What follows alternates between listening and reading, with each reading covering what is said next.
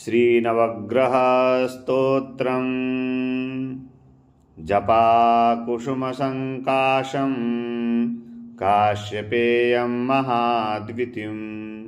तमोरिं सर्वपापघ्नं प्रणतोऽस्मि दिवाकरं दधिशङ्खतुषाराभं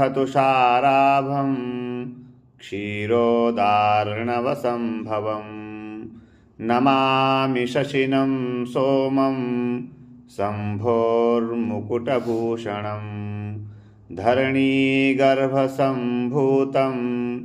विद्युत्कान्तिसमप्रभं कुमारं शक्तिहस्तं तं मङ्गलं प्रणमाम्यहं प्रियङ्गुकलिकाश्यामं रूपेणाप्रतिमं बुधं सौम्यं सौम्यगुणोपेतं तं बुधं प्रणमाम्यहं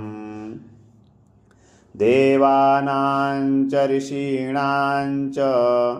गुरुं काञ्चनसन्निभं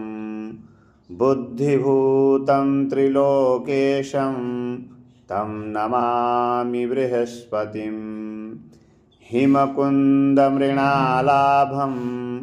दैत्यानां परमं गुरुं सर्वशास्त्रप्रवक्तारं भार्गवं प्रणमाम्यहं नीलाञ्जनसमाभासं रविपुत्रं यमाग्रजं छायामार्तण्डसम्भूतं तं नमामि शनैश्चरम् अर्धकायं महावीर्यं चन्द्रादित्यविमर्दनं सिंहिकागर्भसम्भूतं तं राहुं प्रणमाम्यहं पलाशपुष्पसङ्काशं तारकाग्रहमस्तकं रौद्रं रौद्रात्मकं घोरं तं केतुं प्रणमाम्यहम् इति व्यासमुखोद्गीतं यः पठेत् सुसमाहितः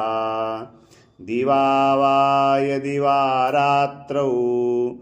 विघ्नशान्तिर्भविष्यति नरनारीनृपाणां च